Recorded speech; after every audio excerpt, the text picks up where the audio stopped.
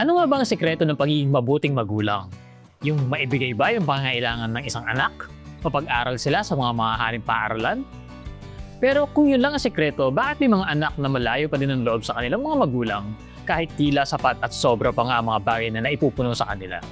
Sa kabilang banda, mayroon din namang mga anak na maayos ang pakikipagsamahan sa kanilang mga magulang kahit pa mukhang hindi mag-aarbo ang pamumuhay. Maaari bang may mga prinsipyong dapat nating malaman para sa masaya at maayos na parental life? Lahat mong yan ay ating pag-uusapan at sasagutin dito pa din po sa What Do You Think? Kung saan kami nagpapaalalang kabataan, desisyon mo'y pag-isipan upang maging tama ang iyong lalakaran.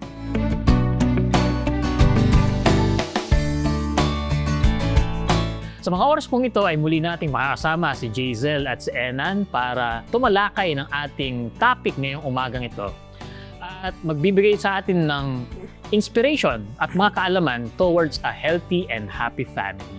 At para mas pakilala po natin sila, panoorin natin ang video ito. Si Zernan Enan Diaz at si Jazel May Martinez Diaz ay longtime married couple na mayroong passion para sa pagpapatibay ng spiritual life ng bawat pamilya at bawat individual sa pamamagitan ng pagtulong sa kanila na mas makilala pa si Kristo. Si Enan ay isang accountant by profession at musician by passion. Nag-training din siya bilang isang chaplain sa Adventist Medical Center Manila na nagkakaloob ng pastoral care sa mga pasyente nito sa pamamagitan ng therapeutic communication. Sa ngayon, siya ay naglilingkod sa loob ng 9 na taon bilang parte ng internal audit ng General Conference Auditing Service ng Seventh-day Adventist Church. Sa labas ng kanyang propesyon, siya rin ay isang singer at choir director. Si Jazel naman ay isang graduate ng Bachelor of Arts in Theology noong 2012. Siya rin ay naglingkod bilang chaplain sa Adventist Medical Center Manila kung saan sila nagkakilala ni Enan. Nakumpleto din niya ang kanyang Master of Arts in Religion noong 2020 sa Adventist International Institute of Advanced Studies. Siya ay kasalukuyang nagtuturo sa College of Theology ng Adventist University of the Philippines. Bukod dito, si Jazel ay isa ring tele-evangelist at host sa iba pang programa ng Hope Channel, kabilang ang Alam Mo Ba at Adventist Heritage. Sa ngayon, they have 3 daughters na sina Rafa, Mo and Denden na kung saan kanilang sinasanay upang maging mga tagapaglingkod ni Jesus.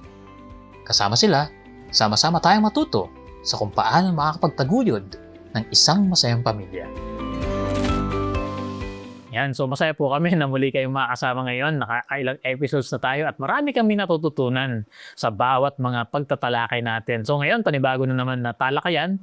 Ano po yung gusto nyo sabihin sa ating viewers ngayon? Una-una, we thank the Lord. Nandito kami ulit. Thank you, Wilmer, for having us again. Sa mga taga-subaybay po natin, salamat sa patuloy niyong panonood sa amin. Yung mga nauna nating episode, salamat sa mga sumuporta hanggang ngayon. At kung bago naman po kayo sa ating discussion na ito, welcome po. And we pray that you will learn something that will help you sa inyong buhay. Ayan, binabati ko rin naman, syempre yung mga anak namin. Hindi kami magiging magulang kung wala yung mga anak namin. Si Rafa, si Momo, and si Dendet. And we're so happy to share a lot of things about parenting today. So tune in lang kayo and listen carefully. Yan, so salamat po muli Enan and Jazel sa patuloy na pagsama sa atin. Nais din po namin batiin ang lahat ng mga nakatutok sa ating Facebook pages sa Hope Channel North Philippines, North Philippine Union Conference, AWR Manila at ganoon din sa mga naka-cross post sa ating mga missions and conferences. Pati na rin po sa mga kasama natin na nanonood sa YouTube sa Hope Channel North Philippines. At ganoon din sa mga nakasubaybay sa ating television, sa GSAT Channel 37 at Digital Receivers Channel 45. Siyempre, di natin kakalimutan, binabati natin ang lahat ng mga nakatune in sa ating radio sa AWR 89.1 FM. Kami po ay masaya na makasama ang lahat sa inyo ngayon at dalangin namin na palagi ang pagpapala ng Diyos ang sumainyo. Iniimbitahan din po namin kayo na i-like at i-share ang ating live broadcast ngayon para mas marami pa makinabang sa mga bagong kaalaman na ating matututunan. At kung sakaling hindi pa kayo naka-follow sa ating Facebook at YouTube channels, paki-hit lamang po yung follow at subscribe button para mas marami pa kayong update sa mga exciting programs na kagaya nito.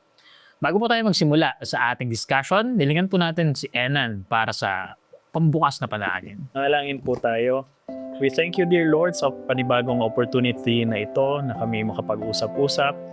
Dalangin po namin, Panginoon, na kayo po ang magbigay sa amin ng karunungan because we recognize, Lord, na apart from you, wala po kaming kakayanan na magbigay ng kahit anong kaalaman, kundi sa pamamagitan po ninyo, ang discussion na ito ay magiging makabuluhan, kapakipakinabang sa lahat po ng aming tagapakinig at tagapanood. Salamat po sa pangalan ng aming Panginoong Jesus. Amen. Amen. So tayo po ay magpapatuloy sa ating discussion na tumatalakay pa rin sa mga iba't ibang aspeto ng maayos at matagumpay na pagpapamilya. At yun nga, specifically, ay may kinalaman sa paano magiging mabuting magulang. So, siguro, kayo po muna, Ma'am Jaisel, no? Para sa inyo, ano po yung goal ba ng parenting? There's one thing I found in the Bible, Deuteronomy, if you're there, chapter 6. Sabi dito, verse 3, "Therefore hear, O Israel, and be careful to observe it, that it may be well with you, and that you may multiply greatly as the Lord God of your fathers has promised you, a land flowing with milk and honey." Ano yung i-observe? Verse 4, "Hear, O Israel, the Lord our God, the Lord is one." Verse 5, "You shall love the Lord your God with all your heart, with all your soul, and with all your strength." Ang Israel sa panahon nila is actually called Bayan ng Diyos. And ang gusto ng Panginoon na ituro sa mga anak niya o sa Bayan ng Diyos is actually love the Lord your God with all your heart, with all your soul, with all your strength. And tinuro din dito after this verse na to na, "And these words which I command you today shall be in your heart." And sa verse 7, "You shall teach them diligently to your children, and shall talk of them when you sit in your house, when you walk by the way, when you lie down, and when you rise up." So on and so forth. So, ibig sabihin, merong gustong gawin ang Panginoon na ituturo natin through our generation, through our children. And that is simply to love God with all your heart, with all your soul, with all your mind. So kung meron mang goal para sa akin, yung parenting in the family is ma-transfer mo dun sa mga anak mo na mahalin nilang Diyos. Well, in the end kasi, walang matitira sa'yo kundi ikaw at ang relasyon mo sa Panginoon. Dumating ako sa point ng buhay ko na I'm away from my family kasi nag-work ako dito sa Manila. Tapos wala yung mga kaibigan ko, wala din yung mga classmate ko. And bago ako sa workplace, parang ganon. Tapos I'm wandering all by myself dun sa apartment. Sabi ko, Lord, walang lahat. Parang ganon. Ang matitira lang talaga, ikaw at ako. Parang at the end, na-realize ko na that's the best and that's the most important thing. So kung ako magiging magulang, isang bagay na goal ko na gusto ko ituro sa mga anak ko is that they would love God with all their heart, with all their soul, and with all their strength. At itong principle na ito ay nakatay din doon sa mga original pa nating pinag-uusapan. Again, tayo ay lalang sa image ng Panginoon. So, sa makatuwid, yung mga anak natin na ipinagkatiwala sa atin ng Panginoon, mga image bearers din ito ng Panginoon. Dala-dala din nila ang image ng ating Panginoon. At paano nila ito marirealize, paano nila ito matututunan, paano nila i-fulfill yung purpose ng Panginoon para sa mga buhay nila. At para sa akin, yun yung isa sa napaka-primary nga na responsibility natin, na una ipakilala kung sino ang Diyos sa kanila, para alam nila kung sino yung gumawa sa kanila. At pag mahal nila ang Diyos, marirealize nila eventually kung ano ba talaga yung purpose nila sa buhay. Napakarami sa ating mga kabataan ngayon ay maliligaw o hindi nila alam para saan ba yung buhay ko, para saan yung purpose ko, ano ba ang kailangan kong gawin sa buhay na ito. So nagkakaroon sila ng identity crisis, nagkakaroon sila ng lack of purpose and meaning sa kanilang buhay. Dahil unfortunately, yun nga, minsan madalas hindi nakatay doon sa ating identity na sa identity natin sa Panginoon na ating pinanggalingan na gumawa sa atin. Kasi to be honest, 'di ba? Sino bang may alam ng purpose natin? Syempre yung creator natin, the one who actually made us.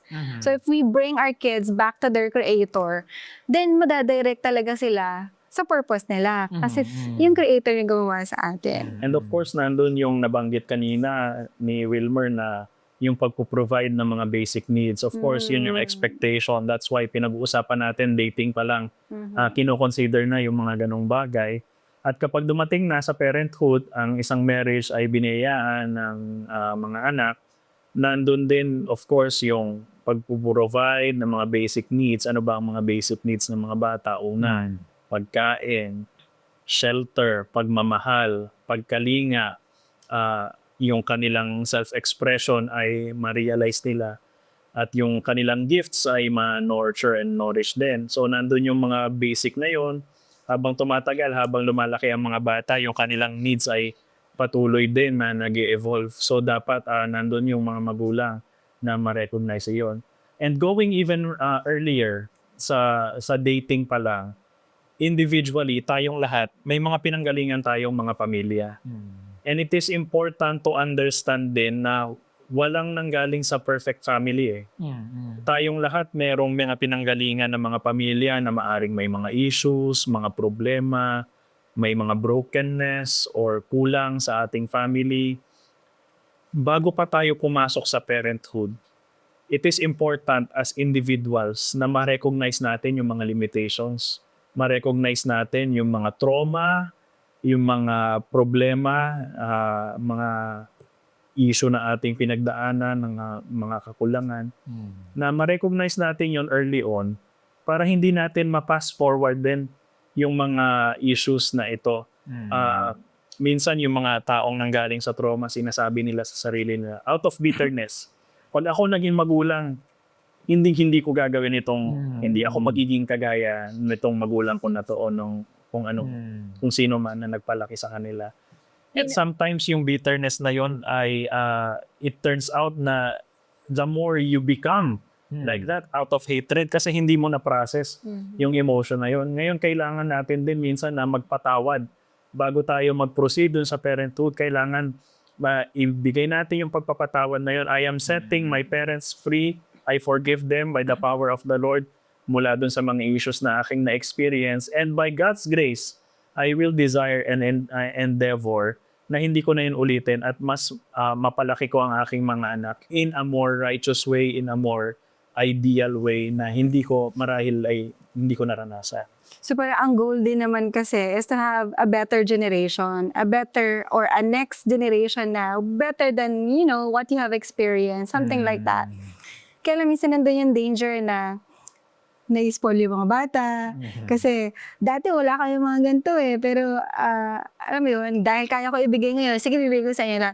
So meron pa rin mga dapat tayo i-balance in spite of yung mga naranasan natin parang na negative natin para nasa ating mga anak. So marami pa tayong dapat matutunan, especially sa mga discipline and all of those things. Pero I believe yung goal natin na the next generation will be morally better, would be kung kayang more righteous, and talagang mag-glorify ang Panginoon to the next generation. So having that hierarchy of values, again, unang-una lagi nakatay sa Panginoon. Image bearers ang aking mga anak. Paano ko sila i-empower na makilala ang Panginoon at ma-realize nila ang kanilang full potential. Out of that, everything else will fall. Yung mga values, yung mga values na gusto nating impart sa kanila, yung self-discipline, yung pagiging responsible sa sarili, yung pagiging malinis nila and orderly sa kanilang mga sarili, yung hygiene, yung mga kanilang mga gamit, kung paano mag-socialize sa kanilang kapwa, paano tratuhin with respect yung kanilang mga peers at yung mga adults around them. It starts with the family. Napakalaking importansya nung magulang para dun sa mga values na nais nating matutunan ng ating mga anak. Aside dun sa values, kung paano nila marirealize yung kanilang full potential as kids. Every child is differently gifted. Na may kanya-kanya silang strengths, may kanya-kanya silang gifts, na kailangan nating in-nourish, palaguin, para eventually ito din naman yung gagamitin nila para paglaki nila makapaglingkod din sila sa Panginoon, makapaglingkod sila sa kanilang kapwa, makita nila kung ano yung profession o yung career na para sa kanila sa pamamagitan nun. And they will only find that clarity kung matulungan natin sila na makilala kung ano yung mga giftedness nila at mapalago yung mga giftedness nila.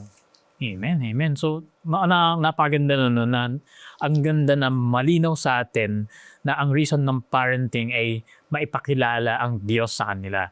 Diba? Na napaganda pala no, na ngayon ko lang na pag-connect na yung Deuteronomy at saka yung sa Genesis, eh magka-connect pala talaga siya, no? Na out of God's image, tayo nilalang ng Diyos, bearers ng image ng Diyos, which is love. Kasi ang Diyos ay pag-ibig. Totoo. At pagkatapos yun din yung iniutos na ituro sa iyong mga anak na turuan sila na ibigin ng Diyos ang buong puso, buong kalakas, buong kaluluwa. Kasi dun lang, sabang iniibig natin ng Diyos, dun lang natin marireflect yung pag-ibig na yun sa iba. That's right. Diba? Mas lalo tayong naging effective na bearers at representative ng Diyos kung meron tayong personal na relasyon sa Kanya. Alam natin kung anong experience ng pakikipag-ibigan sa Kanya. So napaka-ganda nun, kaisipan na yun na maraming avenues at issues na pwede natin na matutunan sa parenting. Although hindi pa ako parent. Pero yung foundation na yun na ito'y ginagawa ko para maturuan ang aking mga anak na maging better, katulad ng sinabi kanina, na nagkakaroon tayo ng parang impression na parang battlefield pala to, no? Parang para kanya-kanya tayong training ng mga soldiers para kay Kristo dahil na habang nagtitrain yung mundo, habang nagtitrain si Satanas ng iba pang mga soldiers, tinawagan tayo ng Diyos para kayo naman yung mag-train para sa akin. So habang pabulusok yung moralidad ng mundo, tayo naman ay nagsusumikap kasama ng tulong ng Panginoon na mapaangat naman yung moralidad. So napaka higher calling din. Katulad sinabi niya kanina, yung marriage ay high calling, ganoon din yung parenting, high calling din sa paggawa, sa pagpapalaganap ng pag-ibig ng ating Panginoon. Kaya yung mga godly couple, Wilmer, no, dapat they go and multiply. Kasi kailangan ng more people who would, stand on the right, stand on God's principles. And kung kayo, if you know that you're a couple or, parents that could brought up children like that, bakit hindi? Bakit hindi? If that would magnify yung character ni Christ in the lives of these young people, at the lives of these children. Nandun din yung idea na inatang din sa atin bilang mga tao ng Panginoon. Originally, after creation din na mag-procreate or mag-multiply, magpakarami. And nandun yung wisdom ng Panginoon na even for us nowadays, na yung mga bata na ating ipoproduce at palalakihin ay makakakilala sa Panginoon at ito din yung magsusustain ng society ng ating church na pinaglilingkuran. Sila yung mga future leaders din ng church, ng society. Yung mga profession nilang pipiliin ay hopefully we are praying na mas mapapabuti ang kalagayan ng mundo. Although alam natin na maraming negative sa ating mundo ngayon, pero bringing up children who are godly and God-fearing ay makakatulong sa gawain din ng Panginoon sa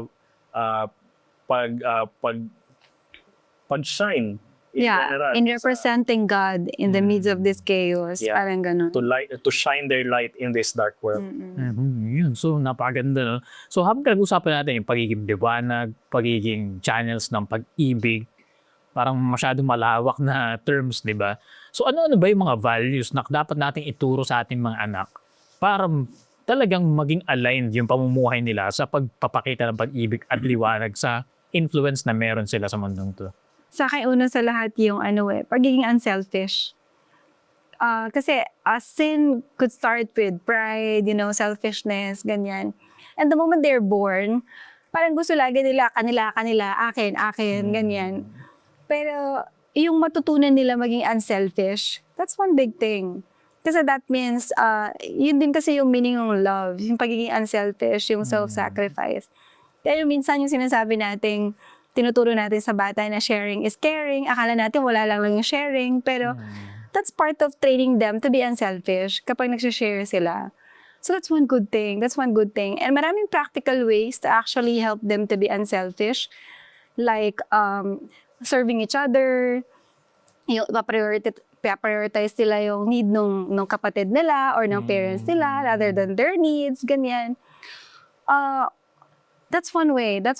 And very helpful yun in service also to other people.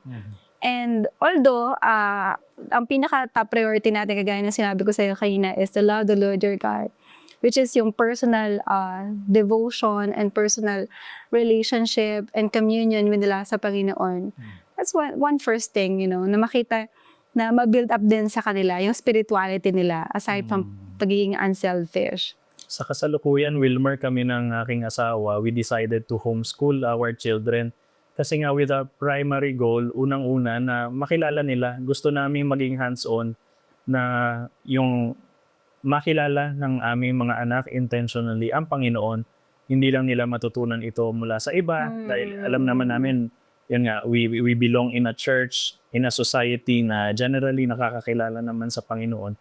Pero gusto namin na from us mismo manggaling na makilala nila ang Panginoon from our lifestyle sa aming family na si Kristo makilala nila, pinaglilingkuran nila at a young age. So after that, nandun yung iba-ibang napakaraming values na napakaganda na pwede nating ituro sa ating mga anak. Nandun yung nabanggit ng aking mahal na asawa.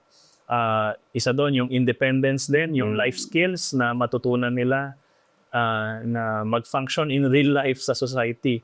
So it starts with the home, yung responsibility. Napakalaking factor noon even in psychology, yung kung paano mo mabuild. Kasi sa responsibility, nakatay yung purpose and meaning ng ating mga anak. So dapat maramdaman ng ating mga anak na hindi lang sila mahal, kinikare, maramdaman nila na important din sila sa tahanan kasi meron silang responsibilities. Alam nila na meron silang roles para dun sa tahanan. So as simple as pagliligpit ng kanilang toys, yung mga age-appropriate na chores ay matutunan nila pagwawalis, pagtutupi ng kanilang mga damit, paghugas ng mga kinainan. Unti-unti natututunan nila yon. So matuto sila na maging responsible. Yung actual physical labor na kanilang kamay ay kumikilos, napakahalaga pala nun sa development ng mga bata. So ngayon, nakakalungkot yung mga kabataan ay sobrang stimulated din yung kanilang isip through gadgets or devices. Ang pangontra doon pala ay physical labor, yung magkaroon sila ng actual na ginagawa sa kanilang kamay bukod sa pagpe-play, paglalaro, magkaroon sila ng responsibilities na ginagamit yung kanilang kamay. Kasi yung physical development, yung development ng kanilang physical constitution, napakahalaga pala nun. Yung development ng mind susunod kapag nade-develop din yung kanilang pag-iisip. So, yung pagmamahal sa salita ng Panginoon, napakahalaga na gusto naming maituro din yon sa aming mga anak na matuto silang magbasa, mahalin yung Bible. So, it starts, merong mga age-appropriate din. Kasi hindi naman pwede na basa kagad tapos King James Version kagad ng Bible. So, meron ding stages kung paano nila makilala yung Bible, mahalin nila through Bible stories na pambata. Habang tumatagal, mas tumataas ang level. Una, maraming pictures. Habang tumatagal, makilala nila hanggang sa yung totoong Bible na yung kanilang binabasa. So, nasa age din yung aming mga anak na ganun. Ang aming mga anak ay ages 8, 6, and 5. So, yung maliit, yung 5 years old, hindi pa talaga nakakabasa. Tapos yung nasa gitna, unti-unti nakakabasa na ng big words. Tapos yung aming 8-year-old ay nakakabasa na nung actual Bible na maliliit na text kahit walang masyadong picture. So, nandun sa age appropriateness yung pagtuturo sa kanila. So, syempre yung sharing, yung napakahalaga nun, yung being selfless. Kasi gusto namin na yung values ng aming mga anak, makita nila yung purpose ng kanilang buhay ay hindi pala para sa sarili nila, kundi para i-glorify ang Panginoon at pagsilbihan yung iba. So selflessness, napakahalaga niya. And many other traits na na pwedeng i-incorporate, yung honesty. Sa aming tahanan, yung mga bata ay tinuturoan namin na huwag magtatago, huwag magsisikret, walang secrets sa ating family. Kasi pinoprotektahan din natin sila mula sa abusers. Kasi yung abuse na pwedeng gawin ng mga ibang tao sa kanila, they should be able to communicate it to us, walang secrets. At ma-express nila, ma-self-express nila yung kanilang nararamdaman, yung kanilang emotions. Kaya nilang maging honest sa amin, bilang magulang. Napakahalaga nun kasi ayaw namin nalalaki sila na nagtatago, nagsisikret, o kung may mahalagang nangyayari sa kanila or may mga struggles sa kanila, sa ibang tao sasabihin bago sa kanilang magulang. We want them to be close to us. We want them to be able to express. Tapos susunod doon, nandun din yung mga gifts, yung mga natural gifts nila. So, iba-iba sila ng hilig, iba-iba sila ng interest. Merong mas socially inclined, musically inclined, personal expression, EQ, iba-iba ng development, iba-ibang age. Depende rin sa personality. So makikita mo early on, iba-iba sila ng giftedness. Yun yung gusto din naming inorish. Kaya nandun din, sinundin namin yung council na mag-homeschool para mas matutukan yung mga bagay na yon na hindi lang generic teaching pagdating sa classroom, kundi mas tailor fit sa kanilang pangangailangan yung pagtuturo. Yeah, and one thing we should not forget is yung value of obedience. According sa writings ni Mrs. Ellen White, the inspired writer, yun yung isang bagay na unang-una din dapat tinuturo natin sa mga kabataan. Kasi as they learn to obey the parents, they also learn to obey God. Minsan kasi hindi siya innate o hindi siya yung madaling natural, alam mo yun, na gawin ng isang bata. But as you train them to actually obey God and obey the godly parents, later on, hanggang sa paglaki nila, hanggang sa pagtanda nila, may incorporate o may inculcate sa puso at sa isipan nila na I should obey God kasi I was trained this way to actually obey my parents kasi they know what is best for us, and to obey God kasi He knows what is best for us. So that's one thing also.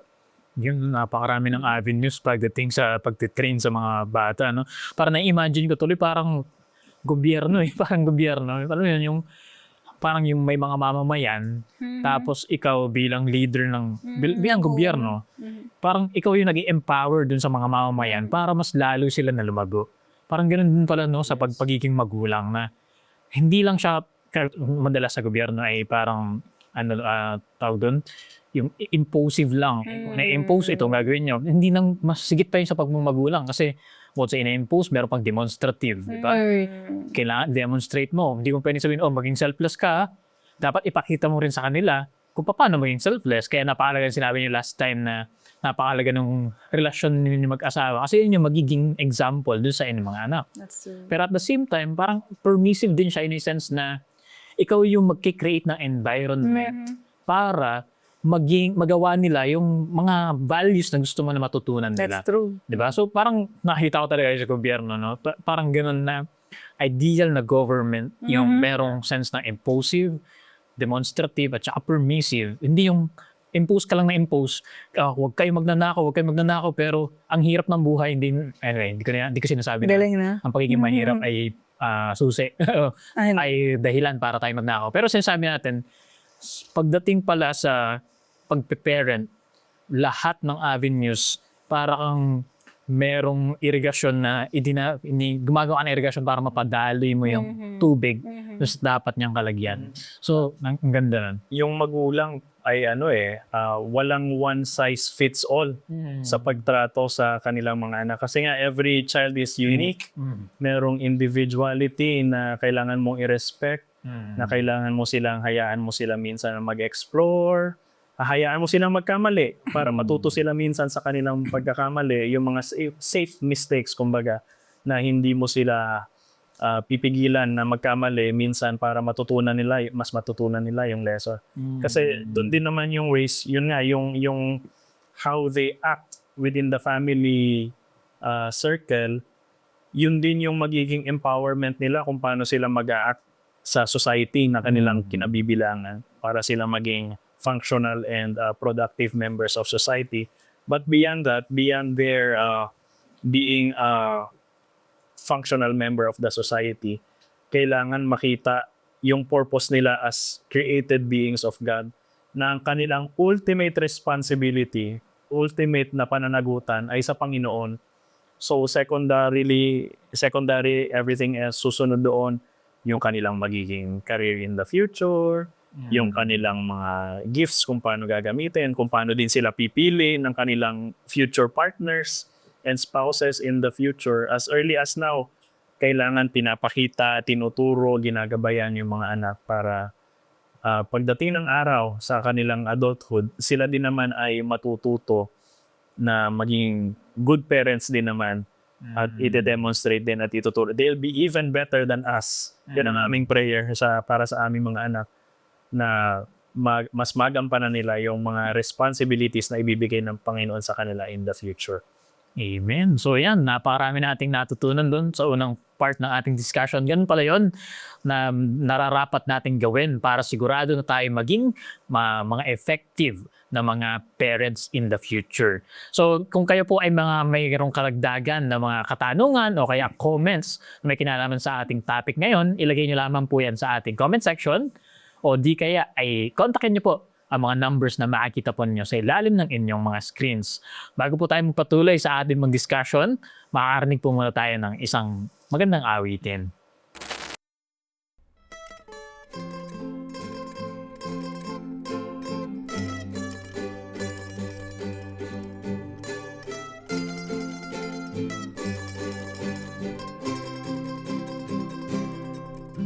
Isang tahanan sa mundong ibabaw, sa gabay ng Diyos siyang tumatanggaw. Masayang pamilya, Diyos ang pag-asa, ang salita niya ay gabay nila. Mga huwag ninyong balitaan na ituro ang salita ng Diyos sa inyong mga magulang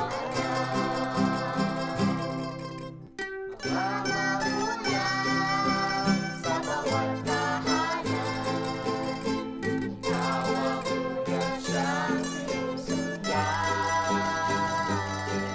Buhay ayusin, anak ay turuan. Hawak din sa kaligtasan. Mga magulang, huwag ninyong balitaan na ituro ang salita ng Diyos sa inyong mga kung nais mo'y mapayapa at ligaya sa buhay, ikaw ay maglingkod sa Diyos na buhay. Iyong pangunahan ng iyong tahanan at pagsambay huwag kalimutan. Mga magulang, huwag ninyong balitaan na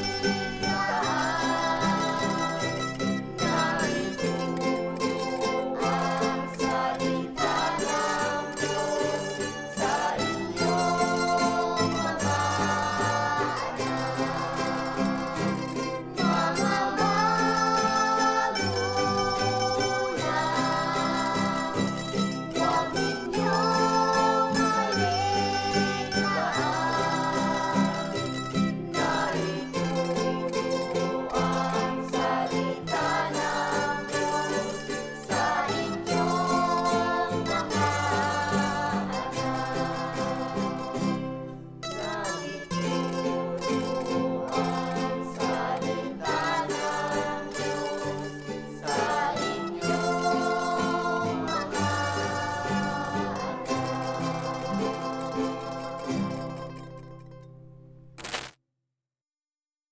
Yan, salamat po sa magandang mensahe ng awitin na tinapakinggan. Tayo po ay nagpapatuloy sa ating pag-uusap about paano ba maging mabuting magulang. Kaya iniimbitahan po muli namin kayo na i-share ang ating live broadcast sa mga oras na ito at patuloy na marami ang maikinabang.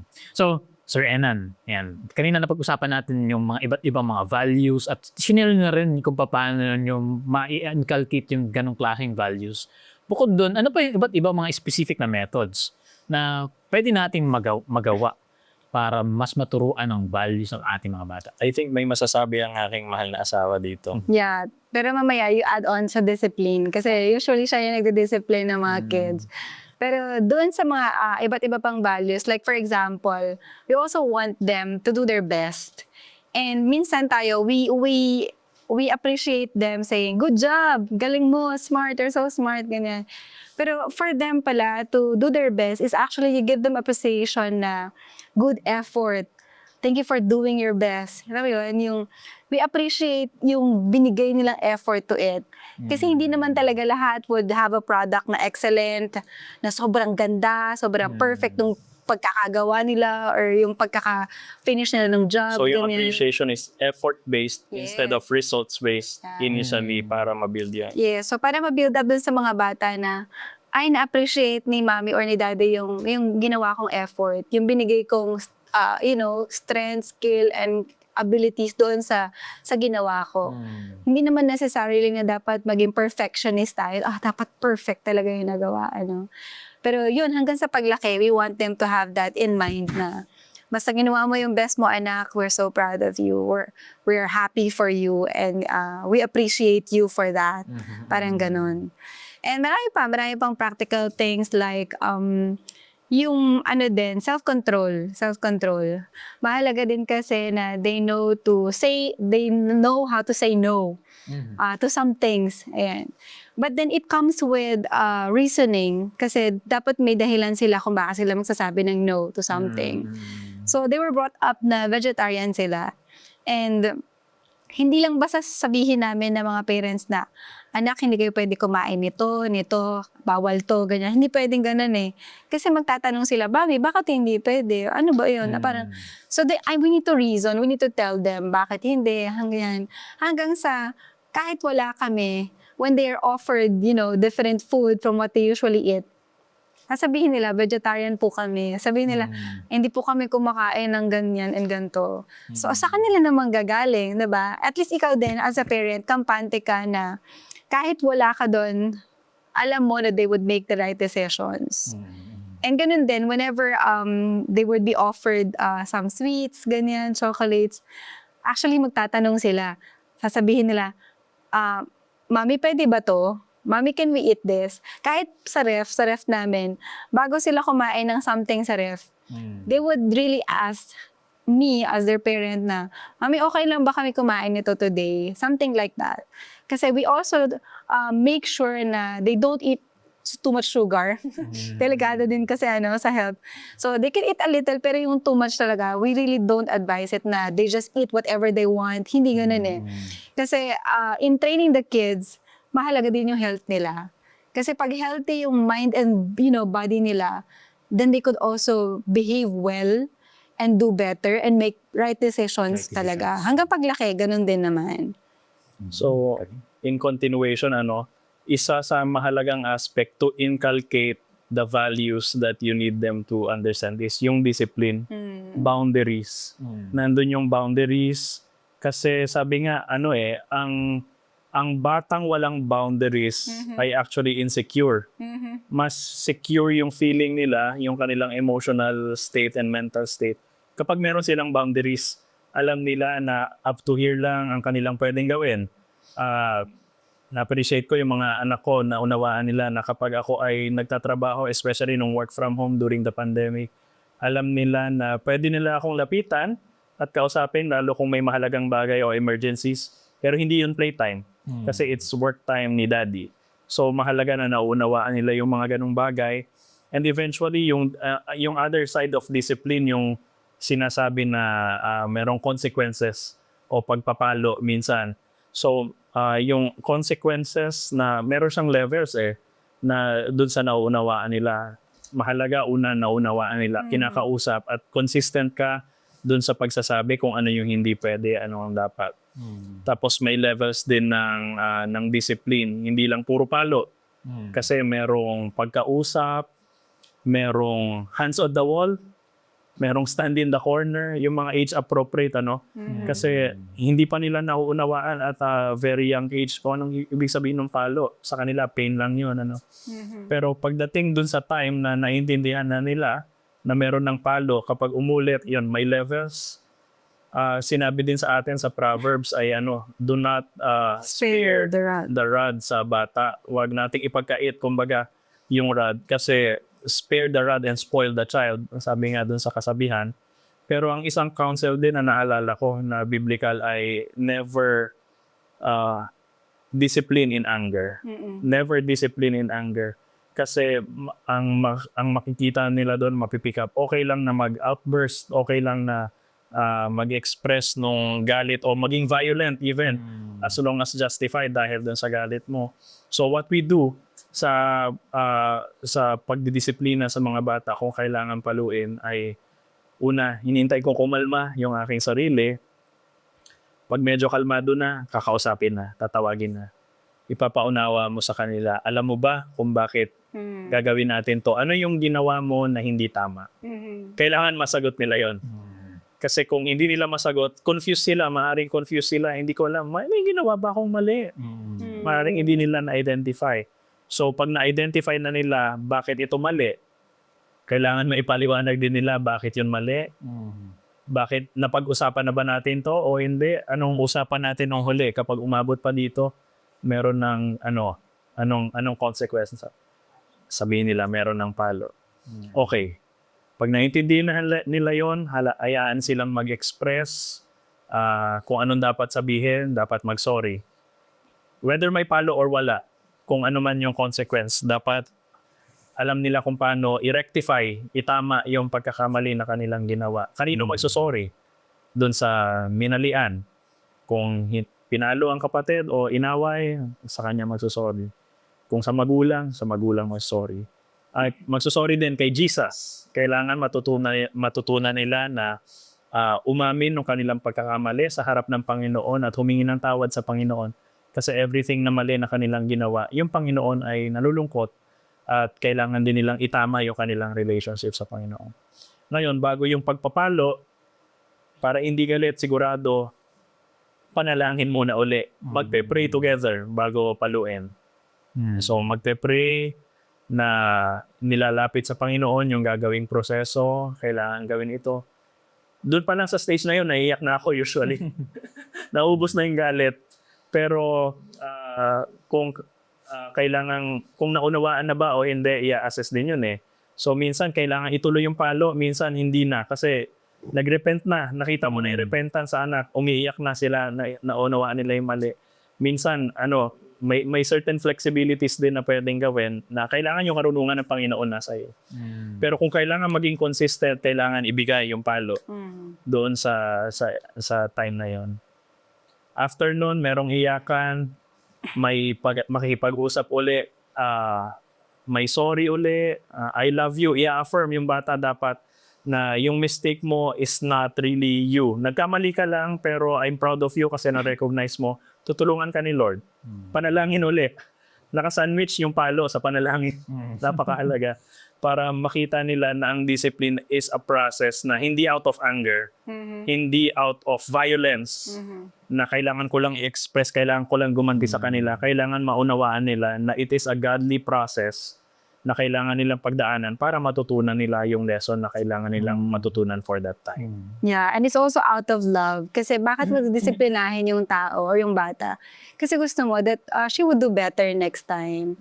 And that's one thing also to make them understand. Kasi minsan lalo na pag 2 years old, feeling nila pag pinapagalitan sila, hindi na sila love. Kasi minsan yung 2-year-old ko, sabihin niya yun na pag galit ako, parang, Mami, hindi mo na ba ako love? Parang ganon. Hindi yun. Kaya we need to keep on explaining to them na anak, ginagawa namin to kasi mahal namin kayo. Kasi gusto namin na makorek yung mga bagay na hindi nagawa ng tama. So next time, alam nyo na kung ano yung gagawin. Parang ganon. So constant communication talaga. Akala natin hindi nila maiintindihan. Pero naiintindihan nila. You'd be surprised sa kanilang intellect even at a young age. Ang dami nilang nai-express o naiisip na akala natin una hindi tumatawid yung pakikipag-usap natin sa kanila. But as long as we do it in love, with consistency, na ipinapaunawa na ginagawa namin dahil kami ay concerned sa inyo at ito ay para kayo ay mapabuti, mauunawaan din nila pala eventually at tumatanim unti-unti, nag-grow din sa kanilang puso. Ayan, amen. So sinasabing yung discipline teaches the kids wisdom, di ba? Na That's true. kung ano yung mga bunga ng mga actions nila, di ba? Maliit pa lang na action, ipapakita mo na mayroong consequence yan. Para sa actual life, makita nila na yung kung anong actions nila, meron ding consequence yan, whether good or bad. So yan, ang ganda nun, no? Sa atin ng mga kabataan ngayon, no, na, kasi, what do you think tayo? Youth talaga ang kausap natin. Yes. Na-inspire kami. Nagustuhan namin yung mga nangyayaring yun. Pero, ano yun, pwede namin gawin ngayon bilang mga kabataan na wala pa naman, hindi pa kami magulang, wala pa kami asawa, para mas ma-prepare kami kung dumating kami sa sitwasyon na kami na yung nasa ganun na kalagayan bilang magulang. Napakahalaga una, to be a good parent, you should also strive to be a good child. Unang-una sa iyong magulang. Nakapahilalim din ito sa counsel ng Panginoon na i-honor ang ating mga magulang. Kasi dun sa pag-honor na yon, marirecognize din natin minsan na merong pagkukulang ng ating Sorry. mga magulang. Pero despite sa pagkukulang na yon, paano ka magiging better person? Through God's grace din, through the help of God. Paano ko mai-extend yung pangunawa at pagpapatawad sa aking mga magulang? Kasi yun din yung magpe-prevent sa atin na ituloy yung mga issues na ating naranasan. So, we aspire, we strive to be a good child even now para mai-extend ito. At nandun yung personal preparation through God's grace. Again, lahat isusuko natin yan sa Panginoon Being a spouse, being a parent, lahat yan isusuko natin sa Panginoon. So, unang-una nating hahanapin yung wisdom sa Panginoon sa pamamagitan ng kanyang salita. Huwag nating i-skip yun. Patuloy tayong mag-surrender sa Panginoon, no? Hahanapin natin yung kanyang counsel through His Word, through godly materials, Christian materials about parenting, mga videos man yan, mga libro, etc. Napakaraming resources available to us ngayon na produce ng mga godly and Christian authors and content creators. So maganda na even now, kahit hindi ka pa nagpaplano, kahit na-consider mo pa lang bata ka pa, tingnan mo na, aralin mo itong mga ito para unti-unti na yung foundation ay nabubuo sa iyong kamulatan. So yun. Here's the thing, no? Hindi kasi lahat ng magulang natin are doing the right thing sa parenting. Hindi lahat ng mga kabataan ngayon ay merong good example within their family with regards to parenting. So parang at some point, minsan, pag tayo na yung parent, naliligaw tayo, hindi na natin alam yung gagawin natin. Or minsan, nagagawa lang natin yung nakamulatan natin. Nakamulatan natin sa family natin. And sometimes, hindi yung the right way or hindi yung ideal. Na at some point, yung mga anak natin ay nasisira din. Kumbaga, nade-destroy din because of wrong kind of parenting. So, one thing that could help is, tama yun, going back to the Bible, learn the principles from His Word. And another is also, try to look into good parents around. And minsan makikita mo rin yung mga good example ng parents sa church din. Kasi sila yung gustong sumunod sa Panginoon. Kaya no wonder, makakahanap ka rin ng mga good mentors with regard to parenting. Madalas sa iglesia din, sa church din naman. Kasi sila yung who wants to follow God. So aside from mentor din, nakakatulong din talaga yung personal reading of parenting books and materials. Kasi pag ikaw yung mismong bumabasa, hindi mo naririnig sa iba, yung mismong mata mo yung bumasa, mas na i-incorporate sa sarili mo. And later on, meron kang stored knowledge na pwede mong gamitin kapag nandun ka na sa sitwasyon na yun. Kasi for example, when I was in college, madalas kong binabasa yung Adventist Home, yung Messages to Young People by Ellen G. White, and nakatulong talaga siya sa akin. Well, actually, akala ko, nung pagkabasa ko na ng mga yun, prepared na ako to be a parent. Pero, to be honest, pag nandun ka na, kung ano na lang yung mga stored knowledge mo, yung stock knowledge mo, yun na lang talaga yung makakatulong sa'yo magka-come up. Tapos nung buntis ako ng 9 months, nagkataon, God provided me to have the book Parenting by His Spirit. That really helps me to apply in practical ways yung mga nabasa ko noon sa Adventist Home, sa Messages to Young People, so Parenting by His Spirit. And yung book na yun taught me, unang-una sa lahat, na yung bata, pinag-aagawan yan ng evil and ng good.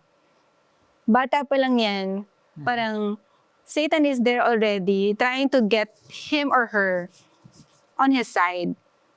But then, we need the Holy Spirit to actually win the battle over Satan. So, nung natutunan ko yun, every time na gigising kami sa umaga, pagpe-pray ko yung anak ko, lagi ko pinagpe-pray na, Lord, fill her with your Holy Spirit.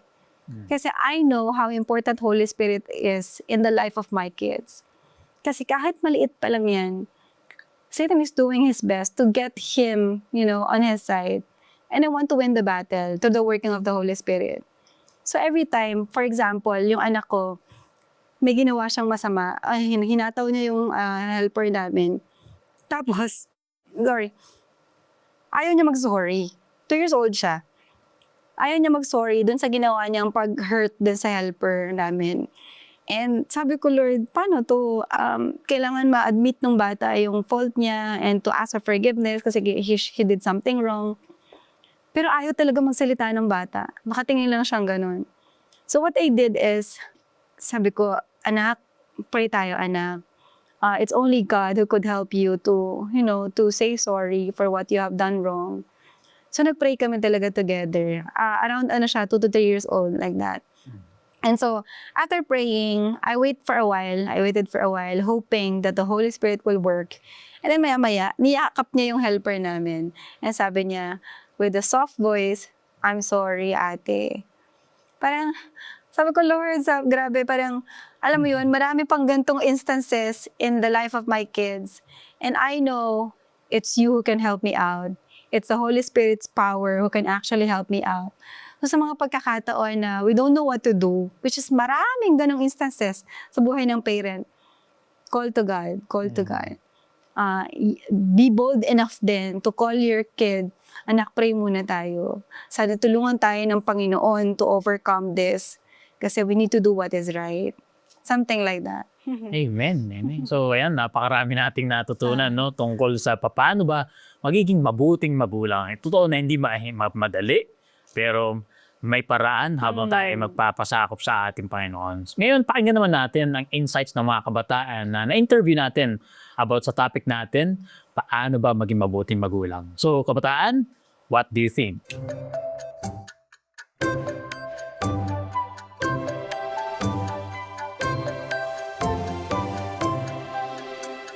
Siguro may bibigay ko na lang is practical advice is kung ano yung nakita nyong maganda sa pamilya nyo, i-replicate nyo lang sa future family mo kung magkakaroon ka ng future family. Or kung ano man yung mga wounds na natama mo sa family mo before, wag mo siya ulitin sa iyong future family. Pero syempre, live the present tayo. So kung malungkot man or masaya yung family natin, as long na si God yung nasa center. And very effective yung family worship day and night. So by that, na-empower yung relationship, yung responsibilities ng father, ng mother, especially yung father to lead the family. And hindi naman lahat ng family perfect. Merong father na hindi nagli-lead. So pwede naman mag-lead yung mother and yung mga anak. I know someone na sila yung anak pero sila yung spiritually nagli-lead sa family. Pero as long na nakay Christ kayo, iba yung saya. Kasi pwede natin sabihin masaya kayo pero may sakit. Masaya kayo pero hindi kayo healthy, masaya kayo pero nag-aaway kayo. Iba yung happiness na makukuha natin pag si Christ yung center ng family. So, salamat po sa ating kabataan na nagpa-interview at nag-share about what does he think sa ating topic ngayon. So, ano po masasabi nyo sa kung anong shinare sa atin ng kabataan? Very complimenting to what we're talking about. Ang galing kasi we don't wanna miss that na totoo kailangan yung family worship. And sa akin, sa family ko, 7 kami magkakapatid in the family. And ang naging remarkable sa aming family, ako bilang kabataan, ang naging remarkable sa akin, kahit ang dami-dami namin, ang sipag ng nanay ko, tawagin kami, mga anak, worship tayo. And that gives us, whatever we have, yung values namin ngayon because of that. Napakaganda nung sinabi niya na kung ano yung maganda na nakita mo sa iyong family, ituloy mo.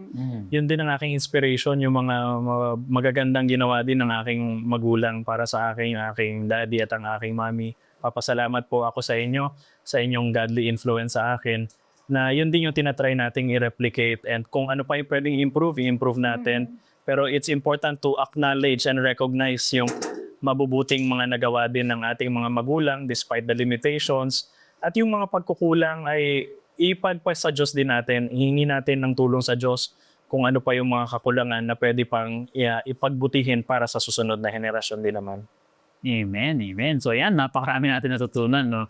Tunay nga na sa panahon natin ngayon, iba-iba yung mga pamamaraan ng pagpapalaki ng mga anak at pagiging isang mabuting magulang. Pero sa kabuuan, ang pagiging mabuting magulang ay isang patuloy na paglalakbay, experience na puno ng mga hamon, pero sa pamamagitan ng pagsisikap na maging mabuting halimbawa at patuloy na paglapit sa Panginoon ng paraan kung paano maging isang magulang, maaari mabigyan tayo ng magandang kinabukasan at ating mga anak at ihandog ang mga aral na manatili sa kanilang puso at isipan. Bago po tayo matapos, tayo po muna ay sumandaling manalangin. Sir Enan. Manalangin tayo. Panginoon, nagpapasalamat po kami sa aming naging discussion. Dalangin po namin na kayo ay ma-represent po namin sa lahat ng aming tagapanood at tagapakilig. Sa amin pong mga audience, Panginoon, merong mga magulang na tulungan niyo po sila, Panginoon, na palakihin ang kanilang mga anak ayon po sa inyong kalooban, na pagpalain po sila ng tamang wisdom, ng patience, ng pagmamahal, pagkalinga, tamang pagdisiplina sa kanilang mga anak. At dalangin po namin, Panginoon, na sila po ay inyong isustain, bigyan ng inyong Holy Spirit sa kanilang pang-araw-araw na buhay. Pinapanalangin ko rin po, Panginoon, ang mga nagko-contemplate pang mga kabataan na maging magulang in the future sa pamamagitan ng families na kanilang ibibuild. Dalangin namin, Panginoon, na bigyan niyo po din sila ng wisdom. Pagkaloob po sa kanila ang tamang pag-unawa upang magkaroon po sila ng tamang tools na gamitin ang mga karunungan na ito sa pag-nourish ng kanilang mga anak na makilala kayo at paglingkuran, at tulungan po kaming lahat na gabayan ang aming mga kabataang ito, ang aming mga anak, na dumipende po sa inyo, sapagkat sa inyo lamang po may tunay na identity ang bawat isa. Nagpapasalamat po kami sa inyong pakikinig sa aming dalangin sa pangalan ng aming Panginoong Jesus. Amen. Amen. Salamat po, Sir Enan at Ma'am Jaisel, sa patuloy na pagsama sa atin. Muli, next week ay patuloy natin sila makakasama para sa mga susunod natin na episodes at ating mga discussions. Kaya samahan po ninyo kami ulit next week para naman sa isang pagtalakay tungkol sa tungkulin ng isang anak. Same time pa rin, same channel, dito pa din sa What Do You Think? Kung saan kami nagpapaalalang, kabataan, desisyon mo'y pag-isipan upang maging tama ang iyong lalakaran.